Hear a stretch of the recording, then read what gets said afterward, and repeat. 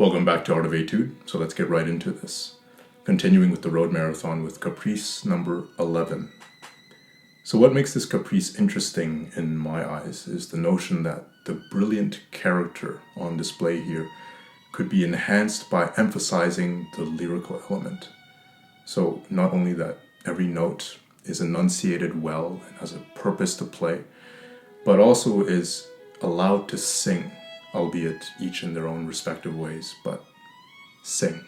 Reminds me of the subject matter I covered back in episode 9, so you could check that out. So many topics in this series are universal and reoccurring, and I'll be revisiting certain concepts to bring in other angles in which to look at things. After all, I would imagine, for example, the best way to learn a language is to pick up and repeatedly use certain elements or building blocks in new or different contexts to experiment, basically, and most importantly, to not be afraid to make mistakes. This is a big reason why I think the entire Road Caprice set is worth it, especially as the caprices are substantial and have the potential to be musically satisfying. It's also in this spirit that I'll make parallels to relevant passages in the standard concert violin repertoire, whether in concerti or sonatas, other pieces, and so on. So in this caprice, starting with something already evident in the first bar, which is bow division and conservation during string crossings. Similar to the message in episode 15 about saving bow. When we cross from one string to another, I think it's a good thing in practice to observe how much bow we are going through during the actual motion of crossing and how little we need to accomplish it.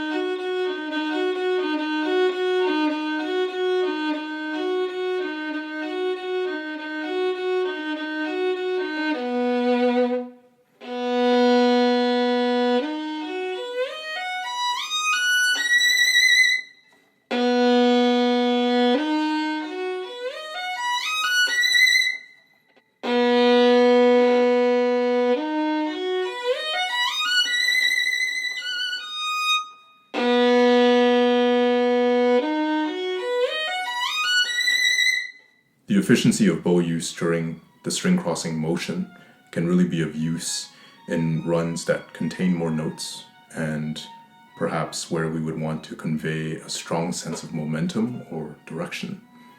For example, well, you already know this one.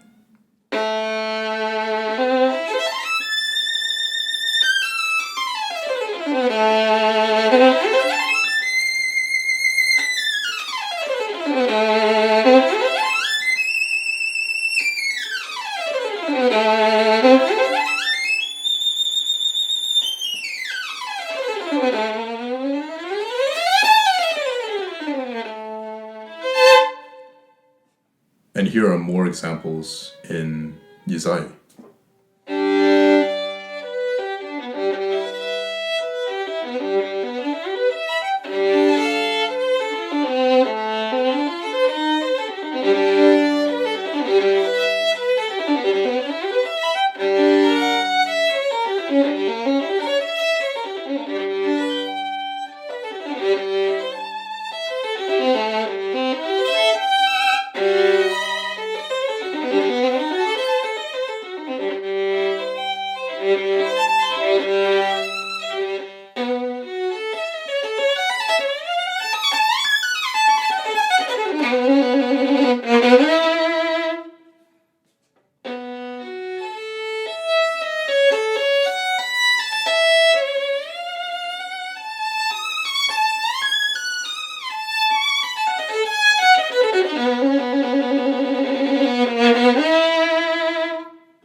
Another thing I think worth mentioning is the option of smoothing out the string crossing motion so that there is a brief moment in the middle where a double stop is audible.